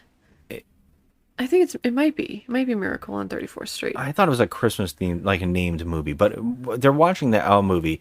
And one of the other movies playing is I Know What You Did Last Christmas. And they need to make that fucking movie. They really do. They need to make that. That's a great. They you do. Bring back Jennifer Love Hewitt and do that movie. Jennifer Love Hewitt. Bring her back and make She's that movie. not coming back. Oh, I heard rumors recently that they were thinking about resurrecting it. Really? With them. Don't you see? He's got us now. Okay, this is exactly what he wants. We can't go to the police, not now. He's made sure of that. He's just out there and he's watching us and waiting. What are you waiting for, huh? What are you waiting for? Well, the only one that's left alive is Freddie Prinze. Her too. Yeah, the two of them. The ending though, the ending of that second movie doesn't make much sense. No, but I mean, they're not gonna. I heard they were gonna bring it back, so please make it. I Know What You Did Last Christmas. That's That'd be amazing. amazing. Yeah, that sounds great. Yeah, but they watch this movie and they have a conversation. It's very hinted. She kind of hints about how Bernie kind of hints around that she was going to commit suicide, but it's not really talked about. But it is kind of hinted at, and they share a moment. And every moment these two talk, I kept thinking, "Oh, they're about to make out." Yeah, I really felt the chemistry between the two of them. They had some real crazy chemistry. It was really sweet, but like, I didn't think they were going there with her character though, So I was like, okay, she just has they're just friends. It's a sweet moment, and she does this whole thing where she's like, I wish I could take this back. I wish my brother was alive. I wish I could do this, and she keeps clicking her heels. And they share a nice moment, and she puts her head, and she goes, "I'm really glad I met you." And she's like, this has been a really great day. A great night being with you, talking to you. Which is weird because there's people being murdered. Yeah, but she's also able to share a moment and tell somebody about it. And she says that they both are trying to go to New York for college. For college and art school and for photography and for design. And she's like, well, maybe one day we could have gone to school together. We could have went both to the same school. That would have been really nice. And it's really nice to share this with you. But she puts her head on her shoulder and falls asleep. So the next day she wakes up, and it's a really funny joke. She's like, Bernie's not there, and she starts freaking out. But Bernie's up in the rafters. The rafters, not the rafters, but they have a balcony in this movie there. And she says, "I didn't sleep at all. You snore really bad." I thought that was funny. They made some cute little moments with the two of them. This is it was kind of cute that their scenes together, even though it wasn't supposed to be because this is a slasher film. Bernie is up all night researching the what could have happened, and this is one of the moments I actually didn't like. I didn't like it either. I thought it was too forced. There's the stuff that comes here with saying that they understand the rules of what happened. And also, what's going on with Justin Long in this movie, in this part of the movie, is so goofy and stupid that I wish they wouldn't have done it. I wish they just would have went for a Groundhog's Day kind of thing, where she has to do the right thing. And then all, the right things for that day, all the things that needed to be fixed, and she could go back. Yeah, but they went this route where Bernie was up all night doing research on the Aurora Borealis. Did he cut out newspaper clippings? She cut out, or maybe did she print them? Printed out stuff. It looked I was like, oh, wow. She made a whole board of all these things and these happenings with the Northern Lights and the Aurora Borealis and all this stuff. And I guess this phenomenon is a thing. It's actually happened to people before. And also, we got to point out, she says that we usually shouldn't see it from where we live. Right.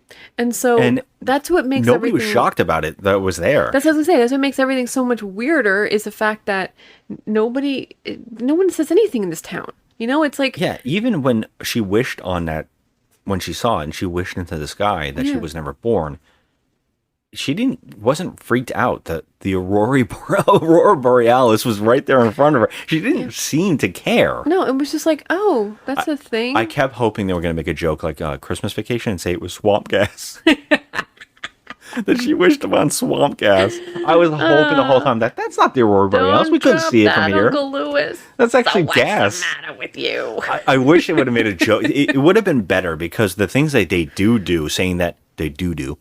The things that's going on here is so stupid. I hated it.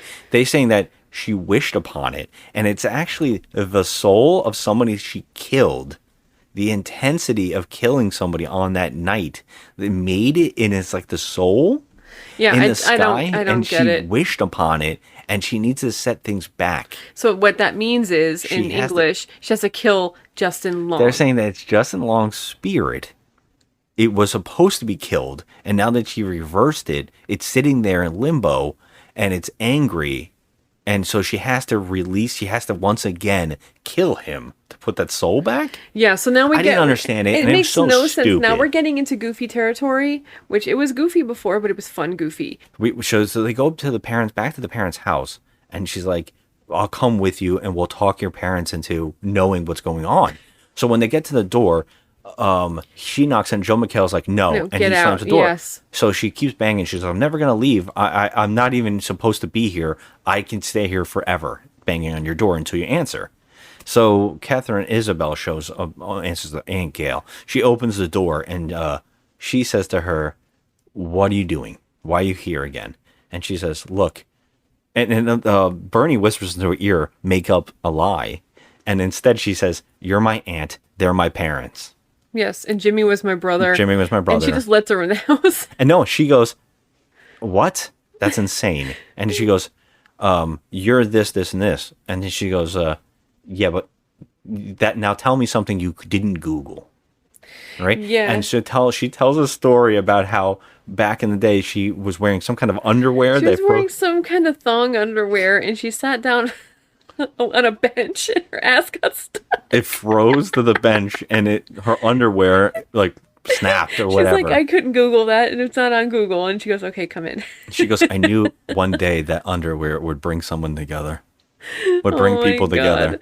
God. So So, she goes upstairs to talk to Joel McHale, and Joel McHale's like definitely dead inside, you can tell. He just seems like so emotionally removed. Well, we have to point out that the wife, the mother, She's an is having an alcoholic. affair on the couch. Okay, so there's a random dude in the house at this point, and he's like, just why is he there? He's just like licking all over her. Yeah, and she's like, and this is happening. She has a side piece, and it's happening in the house around. And then Catherine Isabel, the aunt, goes, that's just one of them.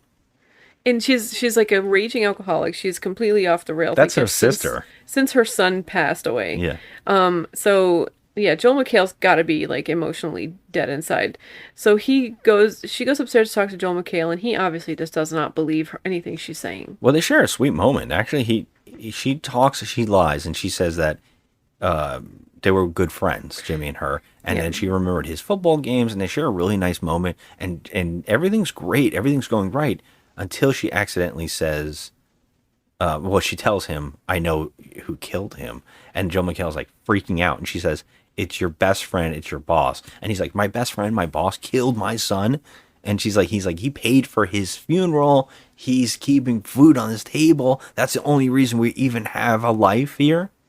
He gets really mad. Oh, it's great acting And too. It's crazy because literally he throws her out again and tells her to fuck off. They go downstairs, and she actually says dad. Yeah, by and accident. he's like, yeah, you know, again with this shit, and get out of my house. I have no kids. yeah, I have no kids. Get out of my house. So he throws her out. But then she goes downstairs, and her mom is like making out with this dude In the kitchen, yeah. and she's like half naked, and she's got like her little negligee on, and while the aunt's just making a sandwich in the kitchen. Yeah, drinking. What is happening? Yeah. And so, I mean, They're suddenly both murdered after Joe McHale leaves the house. Joe Yeah. McHale just walks out, and they're like, there he goes again. And then the mother and the boyfriend are murdered. Are murdered in front of them. The angel's in the house. Yes. And they're like screaming. So the three of them run. And again, she's able to fight off the angel. So he falls down the kicks him stairs. down the stairs where he gets passed out. And this is another one of those goddamn horror movie moments where they never do what they have to do, which is This is where just I was screaming, by the way. Yeah, Scott was like losing his mind. So he's like, normal people would be like, okay, I'm gonna stab this motherfucker. I'm gonna kill him and end it. And no, that's not what she does. She just leaves him there, and then they walk slowly down the stairs and step over his body. Yeah, waiting for a jump scare. And I'm like, okay, I know he's going to grab an ankle at any moment now. This is so predictable. She goes to take the mask off. She stops and takes the mask off. She actually gets the knife and puts it to his throat, but then takes the mask off. Yeah, it's Joel McHale. And it's Joel McHale. This is one of those nonsensical moments in the movie where you're like, okay, why? What is happening? Yeah, and this part Why was is like, he the killer? okay, this is a bad moment. And then they escape. He jumps up and he gets away. And he's killed his own wife and her lover in the house that he even had in the house. And it's odd. They all go to the movie theater. The aunt and Bernie, and they go hide in the movie theater. And they're like, what do we do?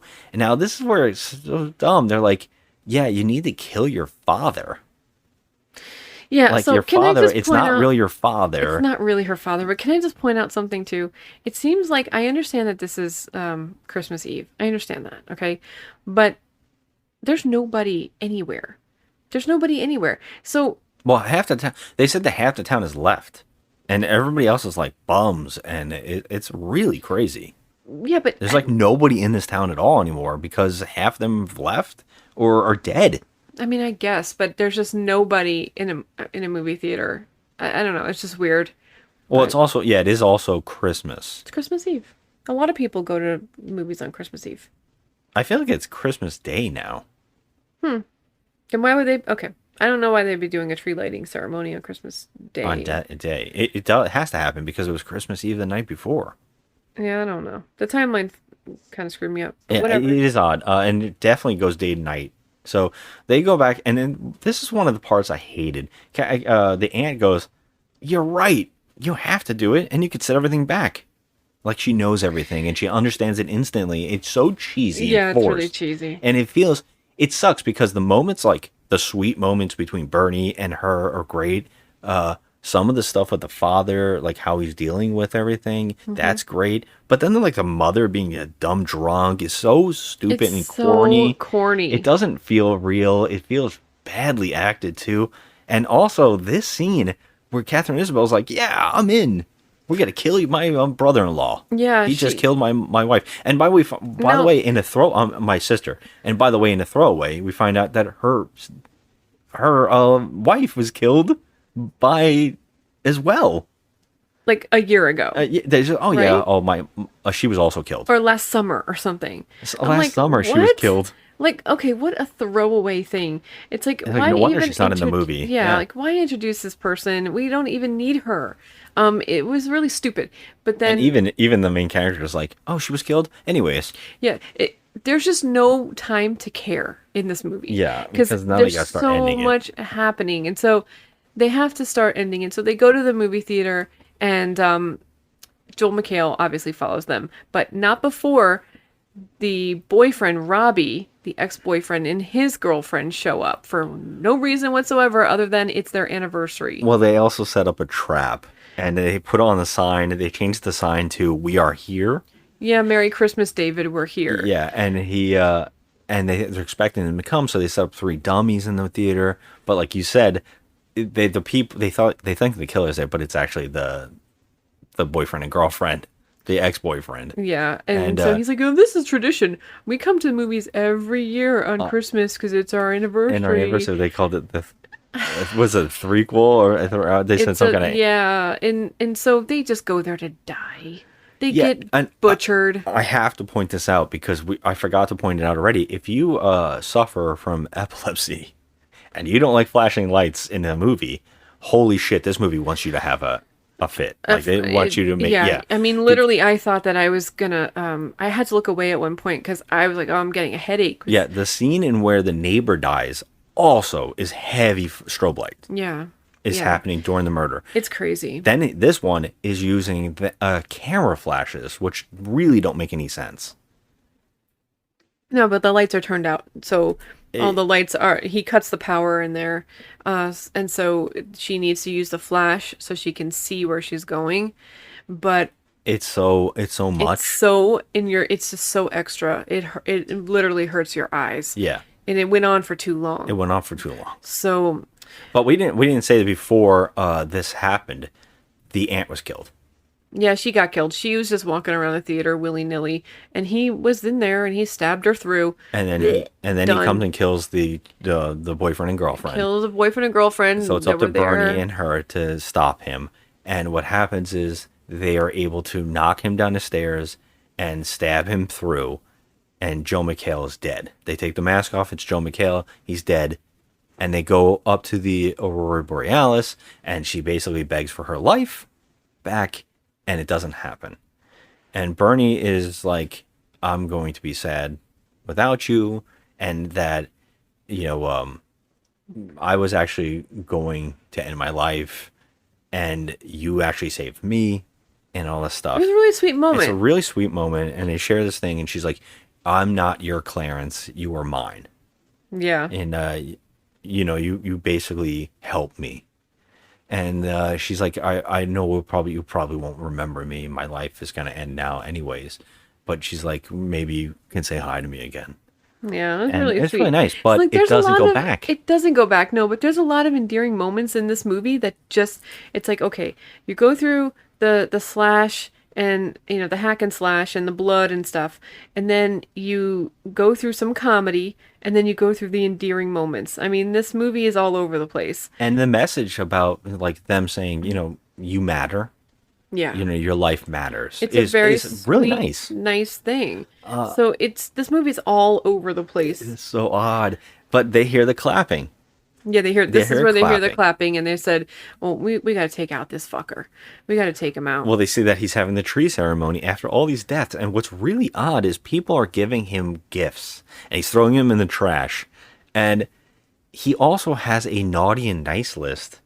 And his brother is on the naughty list because he asked for a transfer out of the town. Yes, so he kills him. He kills his brother On the he stage. Stabs him through the throat. Yeah, and two white dressed guards or something like They look like the angels. The I guess killer. yeah, they're all in white. They look like they're in an insane asylum. They do, People. yeah. They pull him away after he kills him, and you're just watching a crowd full of people just watching, and it's a Yeah. small crowd. But then this is where the weirdest shit starts happening. So weird. It turns out they all have green eyes because he has them in a trance. Yeah, they don't really embellish on this. There's no way to, and it doesn't make any sense. I mean, they're just in a trance. Their They're eyes like, he are has a hold glowing on everybody. green. And I'm like, wait a minute. Did this just turn into Justin Long has powers?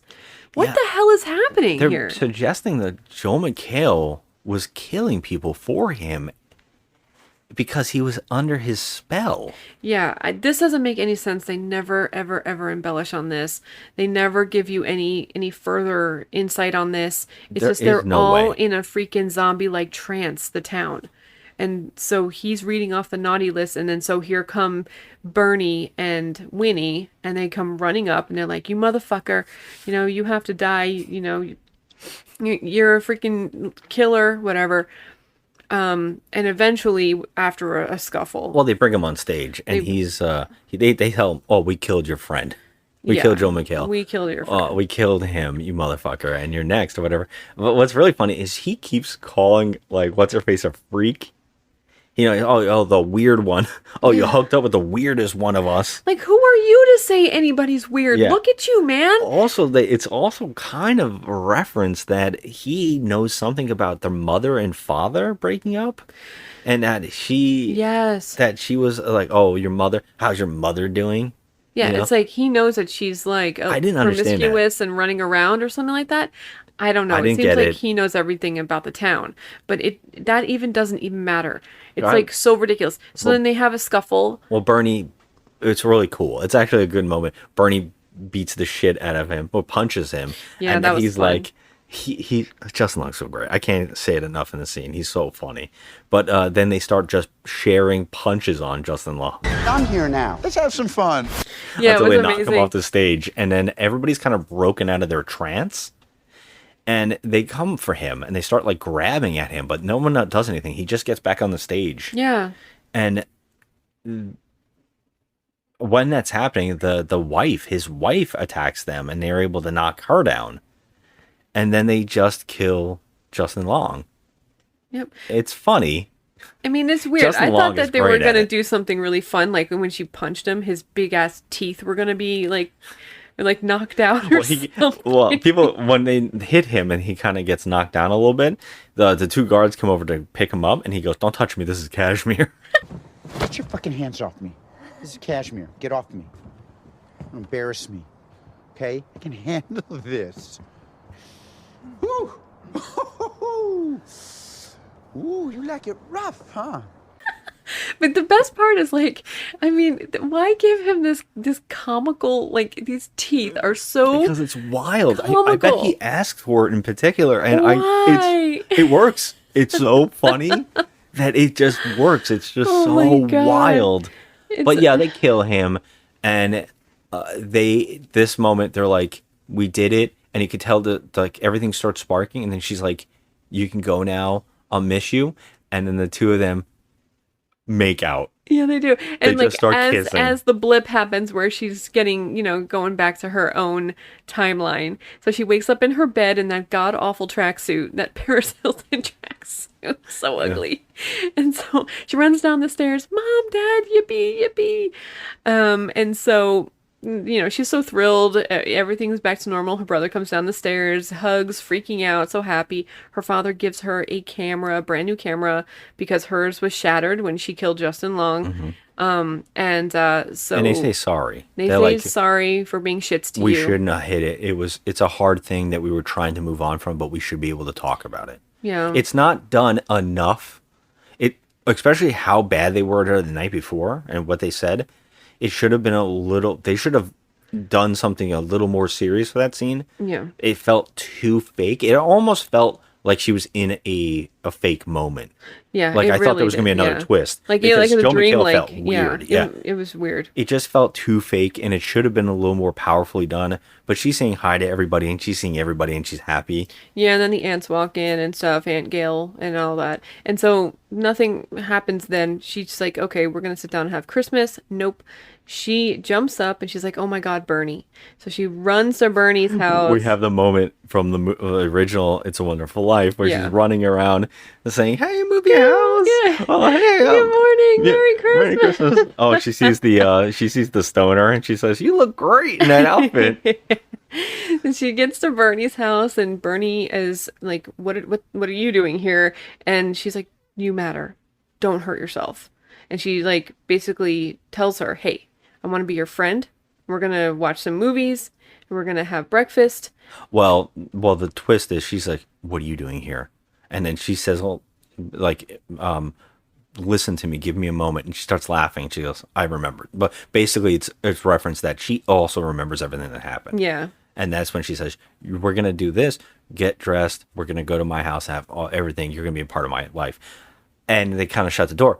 I actually thought they were gonna go for an intense joke. Yeah. Like they were gonna just bang. Like I just because they like that romantic kiss. It was built up in a way where you feel it, Yeah. and you didn't. When they really did, you're kind of shocked. It was really like, sweet, holy though. shit, they did it. And then I thought they were gonna have a joke about like, oh, just full on going at it know. into the house. I thought they were gonna do I'm that. kind of glad because like I feel like the moments that they shared were like they were sweet. So like to do a stupid silly joke like that, But the it'd movie be too forced. I think it was so silly, anyways, But the that movie they was should have all went over the intense place. for it. It was just all That's over why the like place. they needed to do. Like they needed to make up their minds. Is this a straight up joke, like comedy, like thing, or is this a serious like wanting to be horror drama type thing? It's so all over the place It that it really doesn't is. really connect and work overall. No. But it was oddly fun. It was fun. There's a lot of fun scenes in this movie, and there's a lot of endearing scenes in this movie. But then it got really, really ridiculous. Yeah, that end stuff with Justin Long having powers. Yeah. And we didn't stay for the credits. I don't know if there was like another twist or if there was some kind of weird thing. Oh. There could have been. I don't know. But I would say that the power stuff, all that odd stuff was just too weird. It was too much. And it did not fit, and it felt like it came out of nowhere. Like someone wrote a Mad Libs, and they were just like, "Hey, what if we had powers? Yeah. What if the Aurora Borealis gave her this thing?" I really wish there was some kind of swamp gas, and we're like, "Oh, there's actually something more to it." I cannot praise Happy Death Day enough for having all these unique ideas where they're like, "Oh, there's actually some kind of quantum physics thing that happened, and then the second one was like, oh yeah, there's a whole thing. There was a science experiment that went wrong, but it was in the background. You didn't need to know it unless you paid attention. Yeah. And they could have done something funny here with the swamp gas, or made a joke that referenced the Christmas Vacation. Like they should have done more references to Christmas properties. Yeah. And it would have been really good. Like if they took it serious with because I love the serious stuff, like the stuff with her with the people matter type of thing, and that non-bullying stuff. I really enjoyed that. I actually thought it worked really well. It's just that the movie around it was so wacky. I think if they did that, because Happy Death Day did that too, where it's a silly movie, but the characters feel like they actually have some like weight and like a motivations, and you actually care about what's going on with her. Mm-hmm. I feel like that could have been this too if they just embraced like Hallmark movies and it made it more wacky. Like I think they could have done something great where like she was in a Hallmark movie. You know, that she woke up in a Hallmark movie with a killer. Yes, I'm waiting for that. I'm waiting for that for sure. Because Hallmark movies are like any minute. All these Hallmark movies are the same. It's like any minute there's going to be a freaking killer blasting through the freaking window. I wanted that. I wish they would have done every like famous Christmas movie, somehow merged it into it and kind of had tropes and stuff like that and kind of dealt with all that. Yeah. Because if they would have done that swamp gas thing, Gabe, is the reason it all happened, that could have been really fucking funny. Yeah. And it could have set up his death instead of the way they did it. Yeah, I mean, they were there. There's a lot here that was lacking. Not enough of things and too much of other things.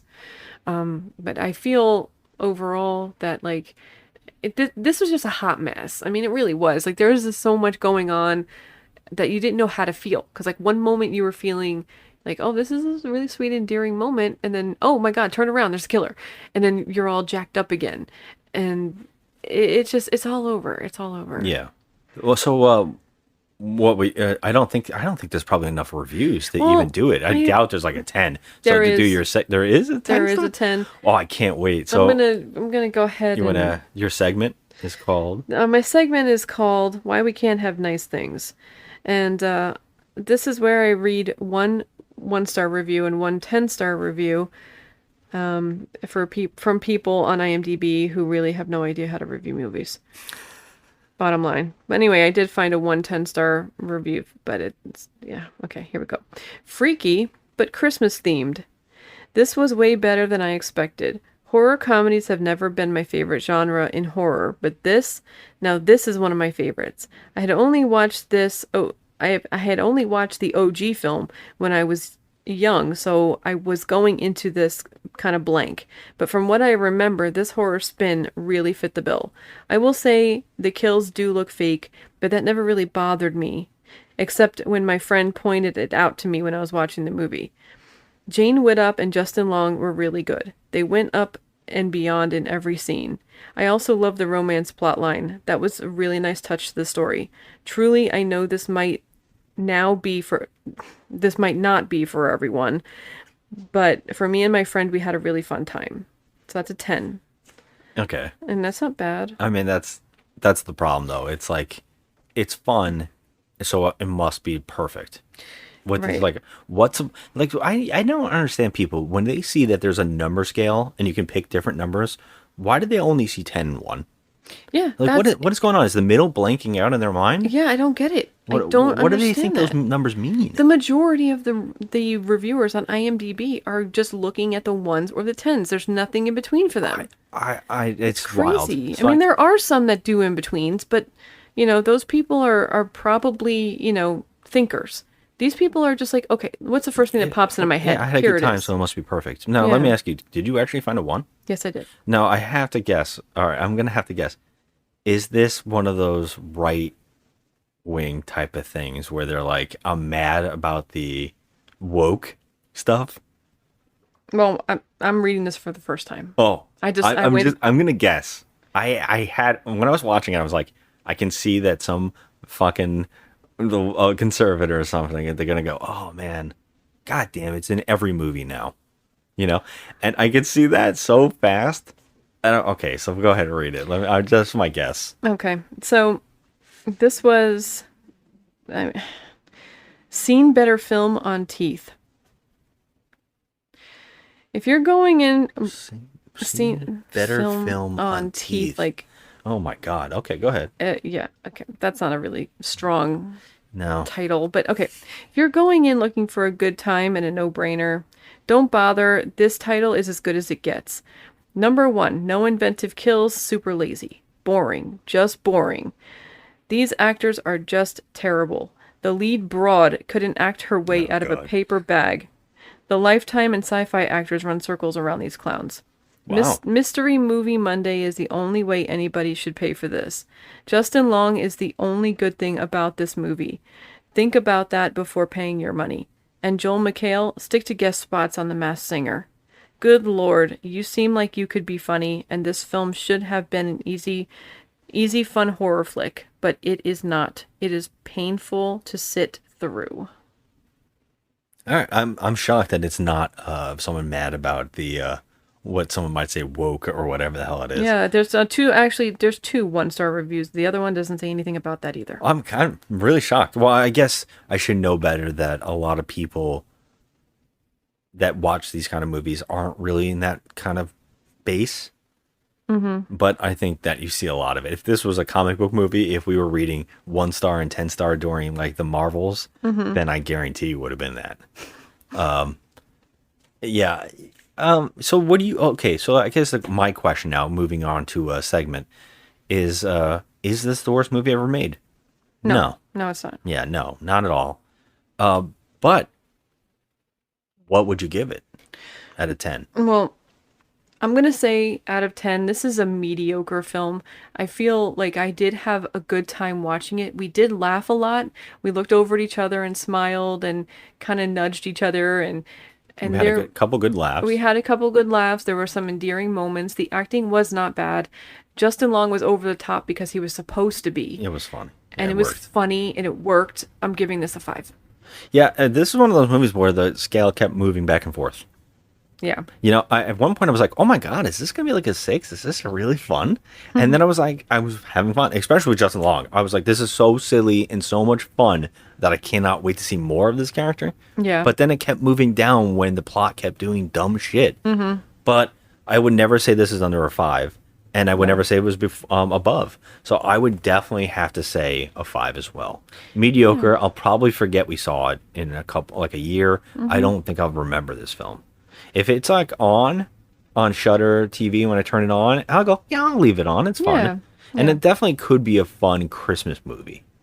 Like just to watch is a silly, especially for horror fans who are looking for Christmassy movies. I mean, I would watch this movie again. I would. I wouldn't mind it. I mean, I wouldn't mind it, but I know I would forget. Yeah, almost towards the end, it got really ridiculous with the mind, whatever was going on, mind control or whatever. But still, like overall as a movie, I laughed. I thought it was entertaining, and that's what I got for you. Yeah, I agree. Yeah, so now I guess that's the question. This one's the 5. We have to go on to something we haven't done because last month we actually did movies that we really like that are bad movies. Yeah, but so that we have to go back to our list of ranking what is the worst movie ever made since we started doing that. Last year we skipped it for about 4 movies because we like those movies. We didn't add those to the list. But now we have 10 films. This will be the 10th film to put on this list. Okay, well I can tell you with 100% certainty that Annihilation is still the worst movie ever. Yeah, of course. But the real question is, where does this movie fit in the top 10? I'm guessing it's going to be in the 5 and up. So yeah, we have, so far, what you have is number 5, you have Exorcist Believer. Carnival of Souls, the remake. Street Fighter. Firestarter, the remake. And Mortal Kombat 2021. Okay, well I think this movie was better than all those. You think it's better than Mortal Kombat 2021 and Firestar? Oh, it's definitely better than Firestarter. Okay. I'm going to say it's between Firestarter and Mortal Kombat. Put it in there. Yeah, because Mortal Kombat 2021, I think we're both agreeing that we are a little too harsh on it. Yeah, but it's not that great, and it's not the worst. No, but it grew on us a little bit. So, yeah, put it between Firestarter and Mortal Kombat. Yeah, I think that I agree with you. This is number 9 on that list so far. Yep. Okay. All right, so that's our first movie of December. I'd say thank you for listening, guys. This is a crazy one. I hope people get to see it, just to check it out to see what they think. And if you do, I would love to hear about it. Hit us up on social media. Just another movie night and Crafty Misfit. You can find us on Instagram. Yeah, thank you. And next week we're going to be doing another wildly weird Christmas film that we found. So I can't wait. Thank you and have a good one. You be safe now. Leave.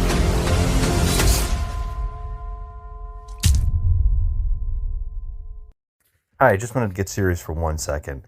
This movie brought up a good point. It's really good to talk to somebody when you have thoughts of depression or thoughts of hurting yourself. Especially during these holiday months. It gets the hardest, and it's really sometimes hard to not feel alone or depressed or stressed. But there are good people out there. If you can't find somebody to talk to, you feel like you can't talk to anybody, please, please, please reach out to somebody at places like the Suicide Hotline Prevention Lifeline. You know, you could call them at any time just to voice that you're having feelings, just to get it out there, because you should never be alone.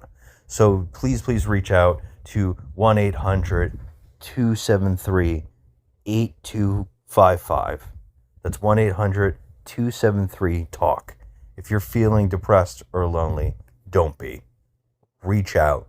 Talk to somebody.